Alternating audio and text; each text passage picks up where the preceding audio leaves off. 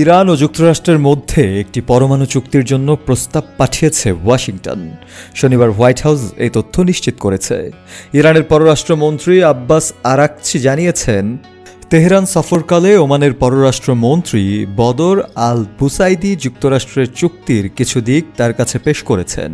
এ সংবাদ আসার আগে পর্যন্ত আন্তর্জাতিক আণবিক শক্তি সংস্থা জানিয়েছে ইরান উচ্চমাত্রায় সমৃদ্ধ ইউরেনিয়ামে মজুদ বাড়িয়েছে। এটি পারমাণবিক অস্ত্রের জন্য গুরুত্বপূর্ণ উপাদান। হোয়াইট হাউসের প্রেস সেক্রেটারি ক্যারোলাইন লিয়াভিট বলেছেন, চুক্তি গ্রহণ করা ইরানের জন্য সবচেয়ে ভালো হবে।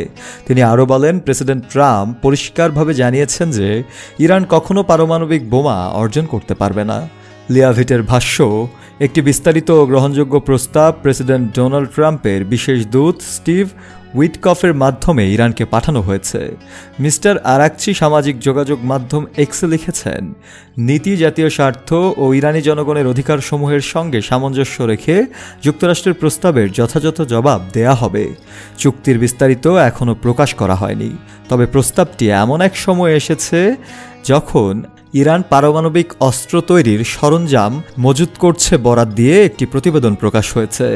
এই প্রতিবেদনটি আন্তর্জাতিক গণমাধ্যম বিবিসি পর্যালোচনা করছে।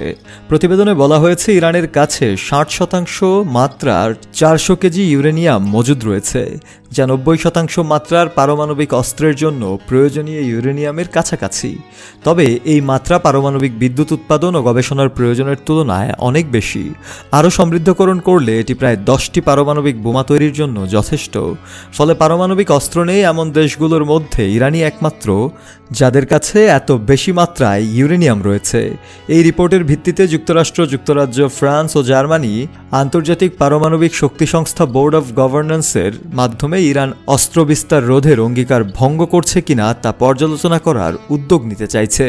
ইরান বারবারই বলে আসছে তাদের পারমাণবিক কর্মসূচি সম্পূর্ণ শান্তিপূর্ণ।